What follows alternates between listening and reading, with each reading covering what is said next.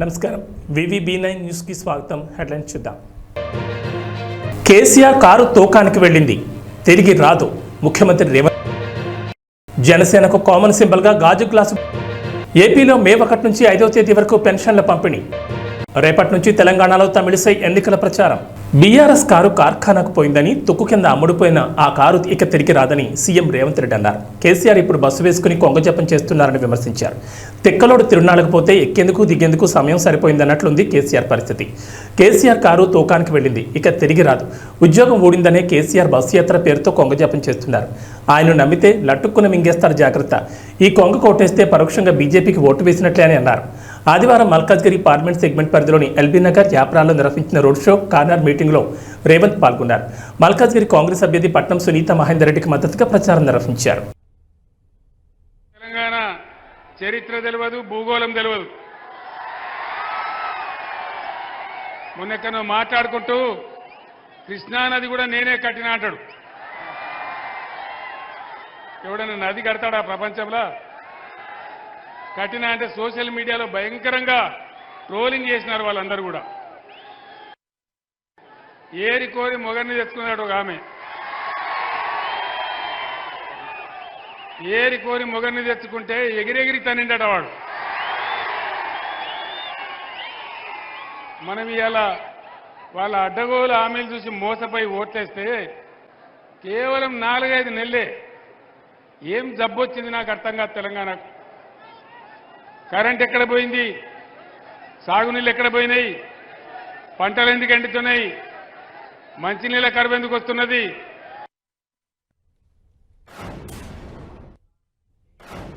నా ఒక్క ఓటుతో కరోనా సంక్షోభ సమయంలో నాకు స్వనిధి మద్దతు లభించింది. ఇప్పుడు నేను వేసే ఓటుతో ప్రతి సంక్షోభంలో సహాయం లభిస్తుంది. ఇది మన మోదీ గ్యారంటీ. మరి నా గ్యారంటీ? మరోసారి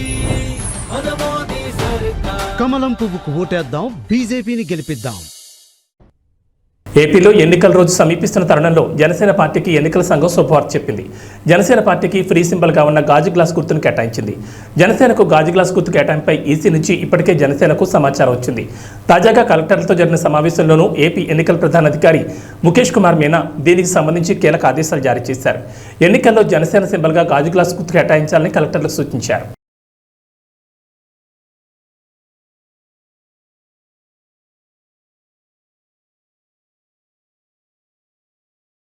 వరంగల్ రోడ్ షోలో కేసీఆర్ కొన్ని ఆసక్తికర విషయాలను కామెంట్ చేశారు. ఈ సందర్భంగా మాట్లాడుతూ వరంగల్ జిల్లాతో నాకు విడదీరని బంధం ఉందన్నారు. పోరుగాళ్ళు అయితేనే తెలంగాణ వచ్చిందని, 24 అంతస్తుల హాస్పిటల్ కట్టుకున్నామని సీఎం అద్దం పద్దం లేని మాట్లాడుతున్నారని కేసీఆర్ అన్నారు. కాళేశ్వరం ప్రాజెక్టుతో కాకపోతే వరంగల్ జిల్లాకి నీళ్లు ఎలా వచ్చాయని, సీఎం ఎక్కడో కృష్ణానది కూడా నేనే కట్టానన్నాడని, తెలంగాణ భౌగోళికం గురించి రేవంత్ రెడ్డికి తెలియదన్నారు. ఇక్కడి వనరుల గురించి ఆయనకు అవగాహన లేదని కేసీఆర్ అన్నారు.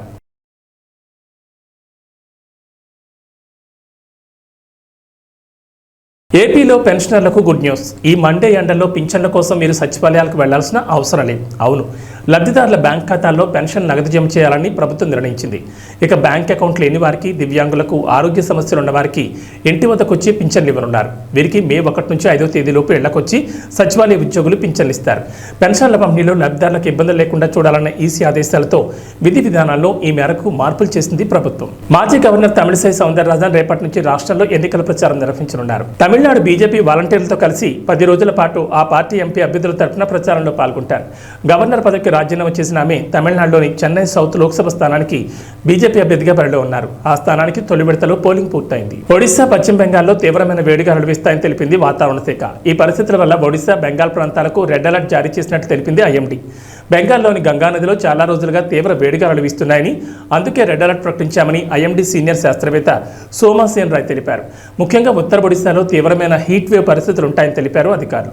బెంగాల్లో లాగా వేడిగాలులు తీవ్రత లేకున్నా చాలా రోజుల వరకు హీట్ వేవ్ ఉంటుందని రెడ్ అలర్ట్ ప్రకటించామంది ఐఎండీ. తూర్పు ప్రాంతంలో ప్రస్తుతం ఉష్ణోగ్రత చాలా ఎక్కువగా ఉంటుందని తెలిపింది. బీహార్, జార్ఖండ్ ప్రాంతాలకు ఆరెంజ్ అలర్ట్ జారీ చేసింది. కేరళలోని ఉత్తర ప్రాంతాలకు ఎల్లో అలర్ట్ జారీ చేసింది. దేశంలోని ఉత్తరాది ప్రాంతాల్లో అకస్మాత్తుగా వాతావరణంలో మార్పు రావడంతో ఢిల్లీ సహా కొన్ని ప్రాంతాల్లో పిడుగులు పడ్డాయని తెలిపింది IMD. So now this heat wave present condition is very much vulnerable to all people. Initially actually we used to say that initial stage that it was it is dangerous for the vulnerable group, that is infant and the aged. But now this condition is vulnerable to each and every one of us. Even young people may have the heat stroke, then your heat cramp and all these things. ఉత్తరప్రదేశ్లోని ఉన్నావ్లో ఘోర road ప్రమాదం జరిగింది. Private bus truck ఢీకొన్న ఘటనలో 6 మృతి చెందారు, మరో 15 మంది గాయాలయ్యాయి. ఈ ప్రమాదం నసీపూర్ కొత్వాలీ ప్రాంతంలోని జమాల్దీపూర్ గ్రామ సమీపంలో ఆదివారం మధ్యాహ్నం 3:30 ప్రాంతంలో చోటు చేసుకుంది. ప్రయాణికులతో బంగార్మా వైపు వెళ్తున్న ప్రైవేట్ బస్సును ముందు నుంచి వస్తున్న ట్రక్కు ఢీకొట్టింది. దీంతో బస్సులో ప్రయాణిస్తున్న 6 అక్కడికక్కడ మృతి చెందారు. దేశంలో మరో అతిపెద్ద డ్రగ్స్ రాకెట్ను నార్కోటిక్స్ కంట్రోల్ బ్యూరో ఛేదించింది. భారత్లోకి అక్రమంగా మాదక ద్రవ్యాలు సరఫరా చేయాలనుకున్న పాకిస్తానీయుల కుట్రల్ని భగ్నం చేసింది. Anti terrorist narcotics control bureau చేపట్టిన ఆపరేషన్లో భాగంగా 602 కోట్ల విలువైన మాదక ద్రవ్యాలను అధికారులు ఆదివారం స్వాధీనం చేసుకున్నారు. గుజరాత్ తీరంలో ఏకంగా 86 కిలోల డ్రగ్స్ను అధికారులు సీజ్ చేశారు. నిందితులను అదుపులోకి తీసుకునేందుకు ప్రయత్నిస్తుండగా ఎదురుకాల్పులకు పాల్పడ్డారు. వారిని చుట్టుముట్టిన 14 మందిని అరెస్ట్ చేశారు. వీరిని పాకిస్తాన్ చెందిన వారిగా గుర్తించారు. ఇటీవల గుజరాత్, రాజస్థాన్లో రహస్యంగా నడుపుతున్న డ్రగ్స్ ల్యాబ్ల గుట్టును నార్కోటిక్స్ కంట్రోల్ బ్యూరో రట్టు చేసింది. ఈ ప్రాంతంలోని 3 తయారీ కేంద్రాల నుంచి సుమారు 300 కోట్ల విలువైన మాదక ద్రవ్యాలను స్వాధీనం చేసుకుంది. ఈ సంఘటన జరిగిన మరుసటి రోజు గుజరాత్ తీరంలో పెద్ద ఎత్తున డ్రగ్స్ పట్టుపడడం కలకలం రేపుతోంది. ఆంధ్రప్రదేశ్లో వరుసగా రెండోసారి అధికారంలోకి రావడమే వైసీపీ లక్ష్యంగా పెట్టుకుంది. మ్యాజిక్ ఫిగర్కు అవసరమైన సీట్లను సాధించడానికి రాజకీయ వ్యూహాలకు పదును పెడుతోంది. వైసీపీపై ప్రజల్లో వ్యతిరేకత ఎక్కువగా ఉండడంతో వైసీపీ నేతలు ఒకంత ఆందోళన చెందుతున్నట్లు తెలుస్తోంది. సీఎం జగన్ మేమంతా సిద్ధం బస్సు యాత్ర తర్వాత కూడా నియోజకవర్గాల్లోని పరిస్థితులు వైసీపీకి అనుకూలంగా లేవనే సంకేతాలు వెలువడంతో ఇక చివరి అస్త్రాన్ని ప్రయోగించాలని వైసీపీ నిర్ణయించినట్లు చర్చ జరుగుతోంది. జగనన్న అమ్మఒడి ఇది నిజంగా నా పెట్ ప్రాజెక్ట్. అంటే అన్ని ఎవడు ఊహించిన ప్రాజెక్టులు అన్నీ నా పెట్ ప్రాజెక్ట్స్, కానీ అన్ని నా ప్రజల కష్టాల నుంచి, వాళ్ళ కష్టాలను చూసి వాటిని మంచి బాగుపరచాలి, వాళ్ళ బ్రతుకులను తాపత్రయం నుంచి బయటకు వచ్చిన ప్రతి స్కీము. జగనన్న అమ్మఒడి అనేది పిల్లలకు సంబంధించింది కాబట్టి నాకు మనసుకు చాలా దగ్గర. ఇది ఇంతకుముందు 15,000 రూపాయలు ఉండేది అమ్మఒడి. 13,000 అక్క చెల్లెమ్మల చేతికి నేరుగా ఇచ్చే పరిస్థితి. మరో 2,000 వాళ్ళ స్కూలు బాగోగుల కోసం SMF, TMF, school maintenance fund, toilet maintenance fund కింద తల్లులకే ప్రశ్నించే హక్కు కల్పిస్తూ వాళ్ళ గవర్నమెంట్ బడుల స్కూల్స్ మెయింటెనెన్స్, టాయిలెట్ మెయింటెనెన్స్ కోసం 2,000 రూపాయలు వాళ్ళకు ప్రశ్నించే హక్కు కల్పిస్తూ వారి తరపున ఇచ్చే కార్యక్రమం. ఆ అమ్మఒడి 15,000 కాస్త 17,000కు పెంచుతా ఉన్నాం. తల్లి చేతికి నేరుగా 15,000 వస్తుంది. ఆ తర్వాత ఆ పిల్లలు వెళ్ళే గవర్నమెంట్ బడులు, ఆ స్కూల్స్లో ఉన్న టాయిలెట్ మెయింటెనెన్స్ కోసము, ఆ స్కూల్స్ మెయింటెనెన్స్ కోసము మరో 2,000 రూపాయలు ఆ తల్లి పేరుతో తల్లికి ప్రశ్నించే హక్కు కల్పిస్తూ మరో 2,000 రూపాయలు దానికోసం కేటాయిస్తూ మొత్తానికి అమ్మఒడి 17,000 రూపాయలు చేస్తూ తల్లి చేతికి 15,000 ఇవ్వడం జరుగుతుంది. స్కూల్స్ మెయింటెనెన్స్, టాయిలెట్స్ మెయింటెనెన్స్ కోసం 2,000 ఇవ్వడం జరుగుతుంది. ఇంటి వద్ద పింఛన్లు ఇవ్వకుండా గత నెలలో 32 మంది పింఛన్దారులని ముఖ్యమంత్రి పొట్టన పెట్టుకున్నారని టీడీపీ అధినేత చంద్రబాబు నాయుడు ధ్వజమెత్తారు. రాజకీయ పిచ్చితో పేదల ప్రాణాలతో చెలగాటమాడొద్దని హితో పలికారు. ఇలా ప్రాణాలు పోగొట్టుకున్న వారి ఆత్మలు ముఖ్యమంత్రిని భూస్థాపితం చేస్తాయని హెచ్చరించారు. ఆదివారం ఆయన కర్నూలు జిల్లా మంత్రాలయం నియోజకవర్గంలోని కౌతాళం, కోడుమూరు నియోజకవర్గంలోని గూడూరులో నిర్వహించిన ప్రజాకాలం బహిరంగ సభలో మాట్లాడారు. పింఛన్లను లబ్ధిదారులు ఇంటికి తీసుకెళ్లి అందించాలన్నారు. 200 పింఛన్ 2,000కి పెంచింది తానేనన్నారు. టీడీపీ అధికారంలోకి రాగానే పింఛన్ 4,000కి పెంచుతామని, పెంచిన మొత్తాన్ని ఈ ఏప్రిల్ నుంచి అమలు చేస్తామని పునరుద్ఘాటించారు. ఫామ్లో ఉన్న సన్ రైజర్స్ హైదరాబాద్ను మడత పెట్టేసిన రాయల్ ఛాలెంజర్స్ బెంగళూరు మరో అద్భుత ప్రదర్శనతో వరుసగా 2వ విజయం దక్కించుకుంది. గుజరాత్ టైటన్స్పై సమిష్టి ప్రదర్శన కనబర్చి మ్యాచ్ను దక్కించుకుంది. 24 బంతులు మిగిలి ఉండగానే 9 వికెట్ల తేడాతో ఆర్సీబీ విజయం సాధించిన పాయింట్ల పట్టికలో మాత్రం అట్టడుగును కొనసాగుతోంది. ఈ విజయంతో ఆడిన 10 మ్యాచ్ల్లో 3 విజయాలు సాధించింది. దమ్ముంటే తనపై చేసిన అవినీతి ఆరోపణలు నిరూపించాలని చింతలపూడి వైఎస్ఆర్సీపీ ఎమ్మెల్యే అభ్యర్థి విజయరాజ్ ఛాలెంజ్ చేశారు. తాను ఒక సంస్కారం ఉన్న వ్యక్తిని, టీడీపీ అభ్యర్థి సొంగ రోషన్ కుమార్ సంస్కారహీనుడని దుయ్యబట్టారు. ఎవరు ఎలాంటి వారో ప్రజలకు తెలుసని, అధిక మెజార్టీతో ప్రజలు తనను గెలిపిస్తారని ఆశాభావం వ్యక్తం చేశారు. ఎలక్షన్ నియమావళి ఏంటంటే ప్రత్యర్థిని అనవసరమైన పదాలతో దూషించకూడదు, ఆధారాలు ఉంటేనే మాట్లాడాలి. ఇది ఎలక్షన్ నియమావళి. కనీసం ఎలక్షన్ నియమావళి తెలియని సంస్కారహీనుడిని తెలుగుదేశం అభ్యర్థిగా పెట్టిన తెలుగుదేశం వాళ్ళని నేను క్వశ్చన్ చేస్తున్నా. ఇలాంటి వ్యక్తుల్ని మీరు ఎలా పార్టీలో పెట్టారు అనేది వాళ్ళ విజ్ఞతకే వదిలేస్తున్నా. ఇంకొక మాట, నన్ను అవినీతిపరుడు అంటున్నారు కాబట్టి నేను దమ్ముంటే నా అవినీతిని నిరూపించమని ఛాలెంజ్ చేస్తున్నాను. కొన్ని వేల మందికి నేను సహాయం చేశాను. ఆటో డ్రైవర్లకు కానీ, డ్రైవింగ్ లైసెన్స్ లేని వాళ్ళకి కానీ కొన్ని వేల మందికి నేను నా డబ్బులతో లైసెన్స్ ఇప్పించే సహాయం చేశాను. నీవు నిజంగా దమ్ముంటే నా అవినీతి ఆరోపణల మీద దమ్ముంటే నువ్వు ముందుకొచ్చి దాన్ని నిరూపించమని నేను అతనికి ఛాలెంజ్ చేస్తున్నాను. అంతేకాదు కులాల మీద చిచ్చు పెట్టింది తెలుగుదేశం పార్టీ. డివైడ్ అండ్ రూల్ని తీసుకొచ్చింది తెలుగుదేశం పార్టీ. ఈరోజు కూడా అనేక మీటింగుల్లో ఈ కులాల గొడవలు లేదా చిచ్చు పెట్టేది కూడా సోంగారు రోషన్ గారే. నేను ఏ రోజున ఇంతమంది ప్రెస్ మీట్లో నేను ఛాలెంజ్ చేసి చెప్తున్నాను, నేను ఏ రోజు కూడా నేను ఇలాంటి సబ్జెక్టు అన్ని కులాలని సమానంగా చూశాను తప్ప కులాల మధ్య చిచ్చు పెట్టే విధంగా నేను ఏ రోజు మాట్లాడలేదనేది మీ ప్రజలందరికీ తెలుసు, ప్రెస్ వాళ్ళందరికీ తెలుసు. అలాగే నేను నా ప్రత్యర్థి అయిన సోంగారు రోషన్ కుమార్ గారిని ఈ రోజు వరకు పల్లెత్తి నేను మాట్లాడలేదు. ఎందుకంటే నేను సంస్కారం తెలిసిన వ్యక్తిని. నేను నా ప్రత్యర్థిని నేను సమాన హోదాతో ఒక గొప్ప గౌరవంతోనే చూస్తాను తప్ప విద్యత తప్పి సంస్కారహీనంగా పైగా ఈ ఎలక్షన్ నియమావళిని ఉల్లంఘించి నేను ఎప్పుడూ ఏ రోజు తోలనాడలేదు, ఆరోపించలేదు. ఇంకొక మాట చెప్తున్నాను, సింహం సింగిల్గానే వెళ్తుంది, కుక్కలు చాలా మరుగుతాయి. ఈరోజు అతను పాపం నేను మదపటేనుగు వెళ్తున్నప్పుడు కూడా కుక్కలు అనేక మొదుగుతాయి. నేను ఒక మదపటేనుగుని, నేను ఒక సింహాన్ని. నా యొక్క నాకు వచ్చే కీర్తి ప్రతిష్టలు కానీ నాకు వచ్చే ప్రజల్లో వచ్చే స్పందనలు కానీ అని వారవలేక ఇలాంటి మాటలు మాట్లాడుతున్నాడు అనేది నేను అంటున్నాను. ఎందుకంటే నేను ఏ రోజు కూడా నా ప్రత్యర్థి గురించి పల్లెత్తు మాట్లాడలేదు. ఇది నా సంస్కారం. అతను సంస్కారహీనుడు కాబట్టి ఇలా మాట్లాడుతున్నాడు. నియోజకవర్గంలో గెలవలేకే కేసు వేసే పరిస్థితులు ఏంటో నాకు తెలియదు. అతనికి ఏ కేసును ఎలా వేశాడో అతను సమాధానం చెప్పుకోవాలి.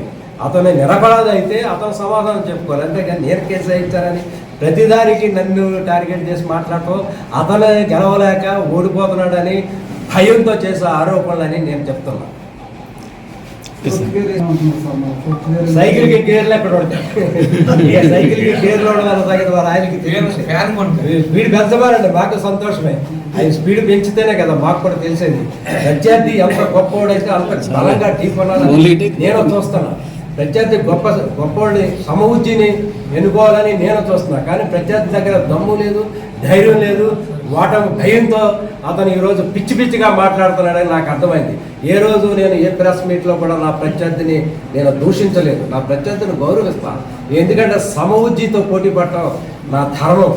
కాబట్టి నేను నా ప్రత్యర్థిని గౌరవిస్తాను. కానీ అతనే ఒక మధ్య భ్రమించి ఓటమి భయంతో పిచ్చిగా మాట్లాడుతున్నాడని నాకు ఈరోజు అర్థమైంది. కాబట్టి అతని యొక్క విమర్శలు తిప్పుకొట్టాలి కాబట్టి నేను మాట్లాడుతున్నాను. ఇంకొకటి, ఎప్పుడు కూడా ఎవరైనా ప్రతిపక్షం వాళ్ళని కానీ లేదా ప్రత్యర్థిని కానీ ఇలా తోలనాడటం అనేది ఎలక్షన్ నియమావళికి విరుద్ధం. ఎలక్షన్ నియమావళి ప్రకారం ఎదుటి వ్యక్తులను గౌరవించాలి. ఇలా ఇంకొకసారి అతను మాట్లాడితే అతని మీద కేసు పెట్టి అతని డిస్క్వాలిఫై చేయించేస్తానని మీ అందరి ముందు గట్టిగా చెప్తున్నాను. ఇలా పిచ్చిగా మాట్లాడటం కరెక్ట్ కాదు. ఇలా మాట్లాడకూడదు.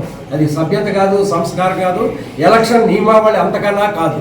ముందు ఆ పద్ధతులు నేర్చుకోమనండి, సంస్కారం తెలుసుకోమనండి, ఎలక్షన్ రూల్స్ని తెలుసుకోమనండి ఆ సోంగారు రోషన్ కుమార్ గారు.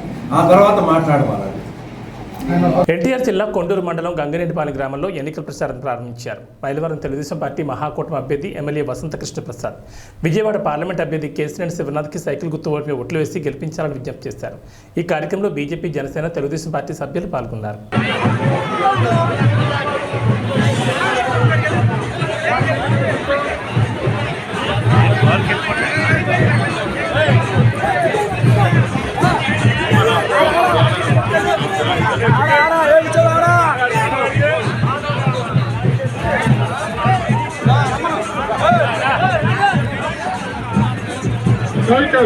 సైకిల్ గుర్తుగా పవిత్రమైన అమూల్యమైన ఓటుకు వేసి గెలిపించవలసిందిగా కోరుతున్నాము. ఓటర్ మహాశీలరా దయచేసి వెనకాల ఉన్న కార్యకర్తలు అభిమానులతో ముందుకు రావాలండి. ఏలూరు జిల్లా చింతలపూడి నియోజకవర్గం మట్టంగూడెం గ్రామంలో యువ నాయకులు గంటా సాయి నాయకత్వంలో యువకులు, మహిళలు దాదాపు 50 కుటుంబాలు టీడీపీ తీర్థంపుచ్చుకున్నాయి. ఈ కార్యక్రమానికి ముఖ్య అతిథిగా ఉమ్మడి అభ్యర్థి సోంగారు రోషన్ కుమార్ హాజరయ్యారు. తెలుగుదేశం పార్టీ దిక్కుగా తెలుగుదేశం పార్టీ అభివృద్ధికి చిహ్నంగా భావించి ఈ పార్టీలో జాయిన్ అవడానికి వచ్చాడు. మరి అపదాసుడు మరీదాసు అనుచరులు మొత్తం వస్తారు.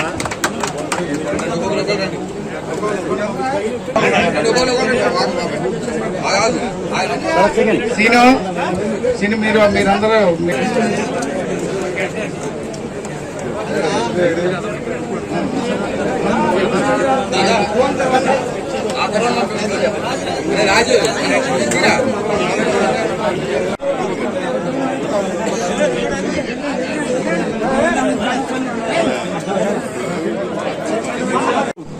చింతలపూడి నియోజకవర్గం లింగపాలెం మండలం మఠంగూడెంలో వైసీపీకి చెందిన దాదాపు 300 మంది తెలుగుదేశంలోకి చేరడం జరిగింది. ఈ యొక్క చేరికలు గంటా సాయి గారి ఆధ్వర్యంలో మరి పెద్ద ఎత్తున తెలుగుదేశంలోకి చేరికలు జరిగాయి. మరి దీంతో అర్థమవుతా ఉంది మఠంగూడెంలో వైసీపీ అంతా కూడా మటాష్ అయిపోయింది. ఇక్కడ వార్ వన్ సైడ్ అయిపోయింది తెలుగుదేశంకి. గంటా సాయి గారిని మేము ప్రేమతో వారిని ఆహ్వానించాము.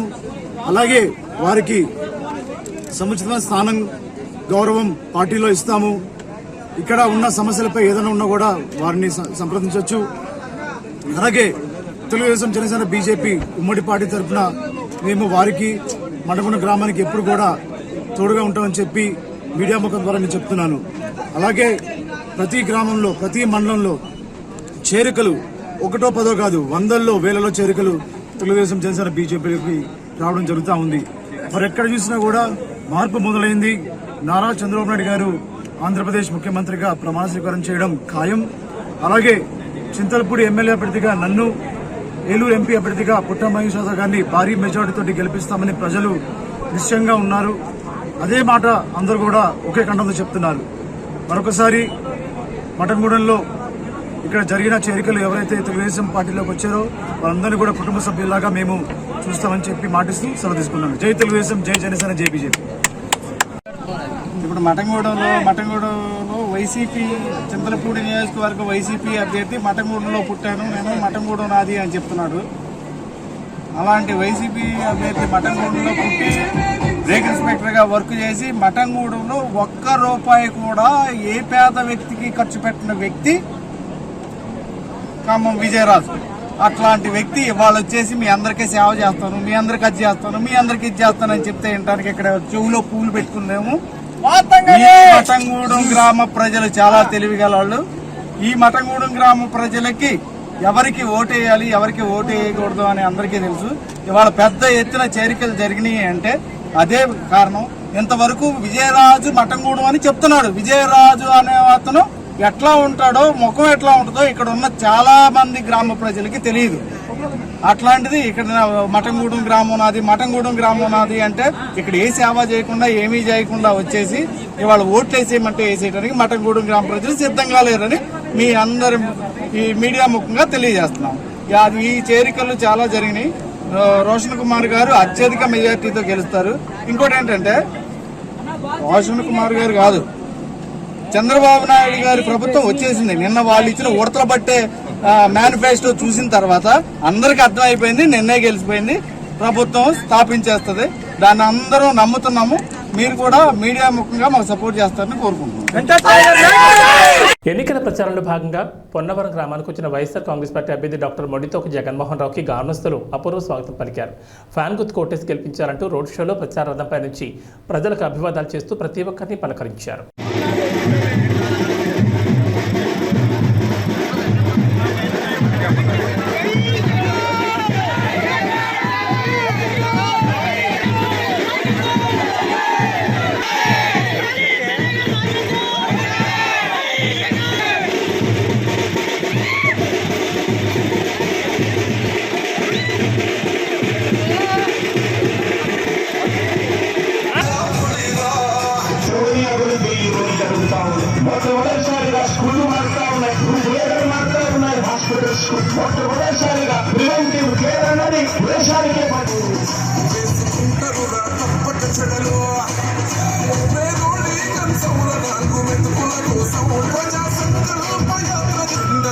కట్టడమే నీ ఎజెండా, చెలగుండల గుడి కట్టడమే Jagan agenda.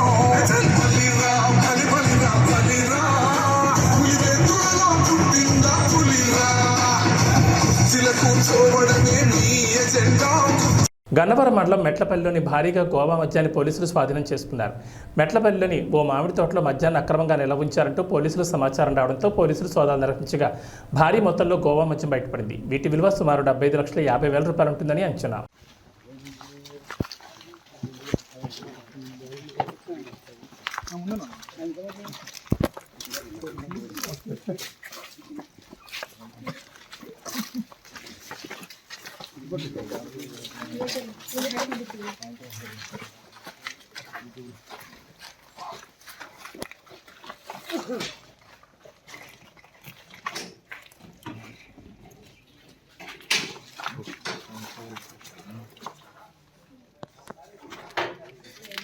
Telugu news. Railway కోడూరులో కాంగ్రెస్ పార్టీ సర్వసభ్య సమావేశం జరిగింది. ఈ కార్యక్రమానికి ముఖ్య అతిథిగా రాజంపేట పార్లమెంట్ అభ్యర్థి ఎస్కే బషీర్ పాల్గొన్నారు. ఈ సందర్భంగా మాట్లాడుతూ గోసారదేవి గెలుపుకు పిలిపించిన కాంగ్రెస్ పార్టీ నాయకులు రైతులను అన్ని విధాలా ఆదుకుంటామని హామీ ఇచ్చారు.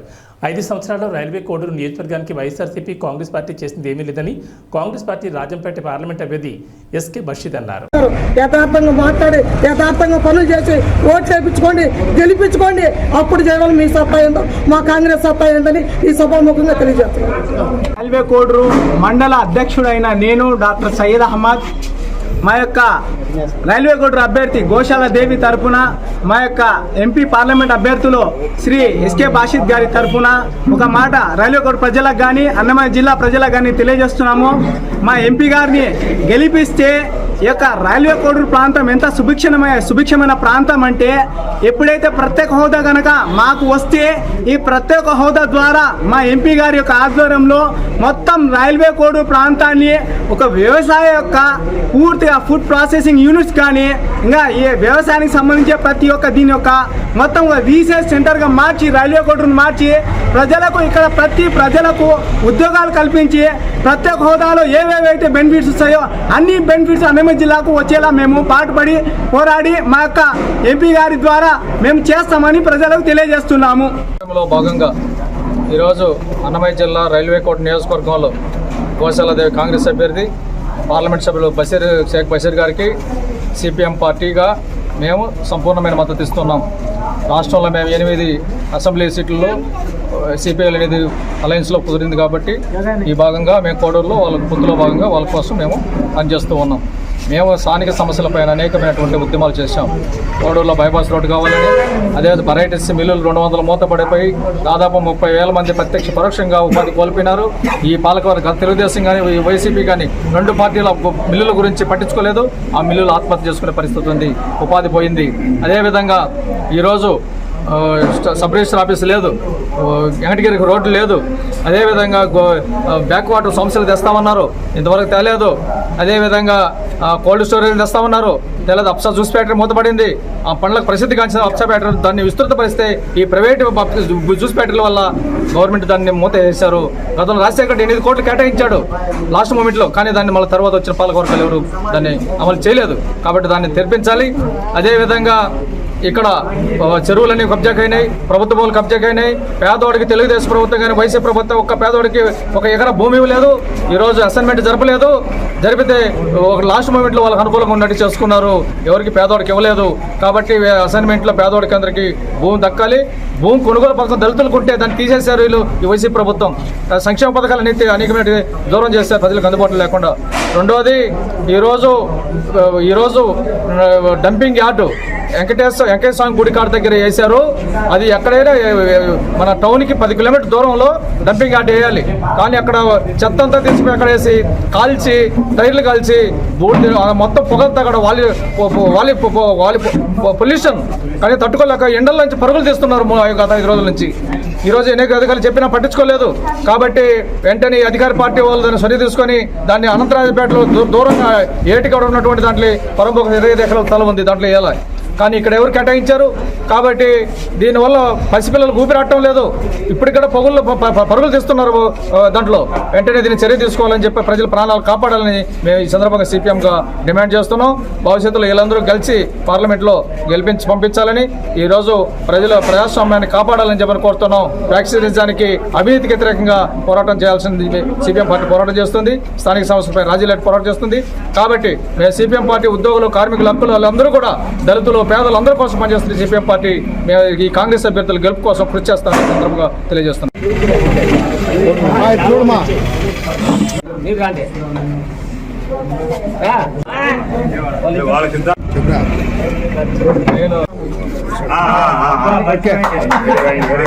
సార్ ఎట్లా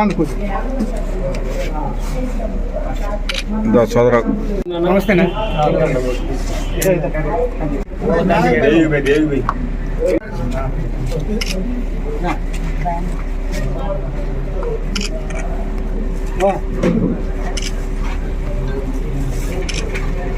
డోన్ నియోజకవర్గంలో టీడీపీ నాయకులు ఫ్యాక్షన్ రాజకీయాలు స్టార్ట్ చేస్తున్నారు. ప్రజలు అప్రమత్తంగా ఉండాలని, టీడీపీ వల్ల ఎవరికి రక్షణ లేకుండా పోయిందని, ప్రశాంతంగా ఉండాలని బొగ్గన రాజేంద్రనాథ్ రెడ్డి కోరారు. ఒక్కసారి గమనియండి, నేను వాళ్ళే పేపర్లో కొట్లాడుకుంటారు.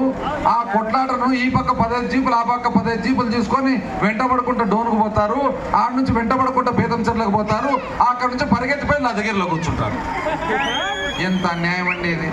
అంటే మీరు మళ్ళా పాత కక్షలు, పాత పద్ధతులు నేర్పియాలనే ఉద్దేశం మీలో ఉందా? లేకుంటే ఎందుకు గాను 15 రోజుల లోపలనే ఎందుకు ఈ సంస్కారం మొదలు పెడుతున్నారని చెప్పి ఒక్కసారి పెద్దోళ్ళు మీరు అందరూ కూడా గమనించాలి. చాలా మంది ఇక్కడ వయసుల పెద్దోళ్ళు పూర్వకాలం కక్షలు ఎట్లున్నాయి, పూర్వకాలం కొట్లాటలు ఎట్లున్నాయి, పూర్వకాలం అస్తమానం పోలీస్ స్టేషన్ చుట్టూ తిరిగేదండి, పూర్వకాలం ఎట్లా జైళ్ళ చుట్టూ తిరిగినారు, పూర్వకాలం దెబ్బలు తగిలించుకొని ఆసుపత్రికి ఎట్లా పోయినారు, పూర్వకాలం ఎంతమంది ఇళ్లలో భర్తలను పోగొట్టుకొని ఈ పార్టీల వలన మునమపులు ఇంట్లో ఉన్నారనేది చాలా మందికి తెలుసు. ఇంత జాగ్రత్తగా మన నియోజకవర్గాన్ని తీసుకొని వచ్చి కేవలం ప్రతి ఒక్క వ్యక్తి కులాలకు, మతాలకు అతీతంగా ప్రతి ఒక్కరు కూడా బాగుపడి, ప్రతి ఒక్కరు పిల్లలను బాగా చదివించుకొని, ప్రతి ఒక్కరు ఒక మంచి భవిష్యత్తు ఉండాలని చెప్పి మనం పోరాడుతూ ఉంటే, నిన్నగాక మొన్న 15 రోజుల కింద వచ్చి సొంత ఊరికి రోడ్ వేసుకలే కానీ వచ్చి కొట్టాటలు పెట్టడానికి తయారవుతున్నారు. మీరందరూ కూడా ఒక్కసారి జాగ్రత్తగా ఆలోచన చేసుకొని ఎవరు మంచి. ఈరోజు మీరు గమనియండి, చంద్రబాబు ప్రచారం అది బాగలేదు, ఇది బాగలేదు, అది బాగలేదు కాబట్టి నాకు ఓటేయండి అంటే, ఇది బాగలేదు, అది బాగలేదు కాబట్టి ఓటేయండి. ఇదే జగనన్న ప్రచారము, మీ ఇంట్లో మంచి అని జరిగింటేనే నన్ను ఆశీర్వదించండి అని అంటున్నాను. అది మొగని మాట. కూడా ఒక్కసారి జాగ్రత్తగా ఆలోచన చేసుకొని గ్రామ నాయకులు కానీ, గ్రామంలో ఉండే పెద్దలు కానీ మీ గ్రామాల గురించి ఎంతో దీర్ఘంగా ఆలోచన చేసి ఒక ఆపుగా ఉండరు. కాబట్టి రాబోయే కాలంలో మీరు 2014లో 2019లో ఏ విధంగా అయితే మమ్మల్ని అందరినీ కూడా అభిమానంతో, ప్రేమతో ఆశీర్వదించినారో, ఈ తడవ కూడా మీరు అంతకంటే కూడా పెద్ద మెజార్టీతో మీరు ఖచ్చితంగా మమ్మల్ని ఆశీర్వదిస్తారని చెప్పి నేను సంపూర్ణ నమ్మకంతో మీ అందరినీ కూడా మరొకసారి ఫ్యాన్కుపై 2 ఓట్లు ఎంపీకి బ్రహ్మానంద రెడ్డి గారికి, ఎమ్మెల్యేకు నన్ను మీరు ఆశీర్వదించాలని చెప్పి కోరుతూ సెలవు తీసుకుంటాను.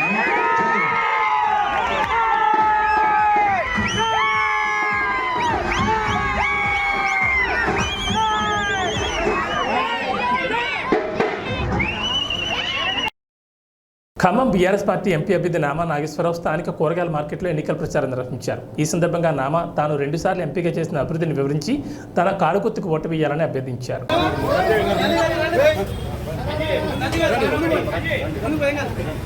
జై తెలంగాణ, కారుగుర్తుకే కేసీఆర్ గారి నాయకత్వం, నామా నాగేశ్వరరావు గారి నాయకత్వం.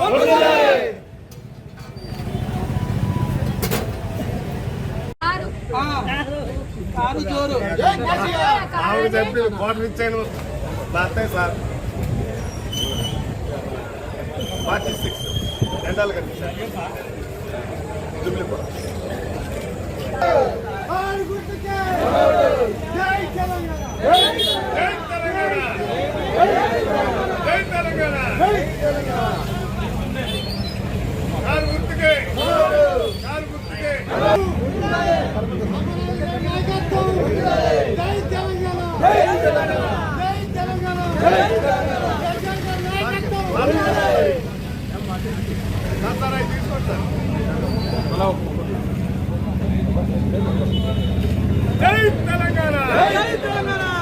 ఏబీ బులెటిన్ విశేషాలు. నమస్కారం.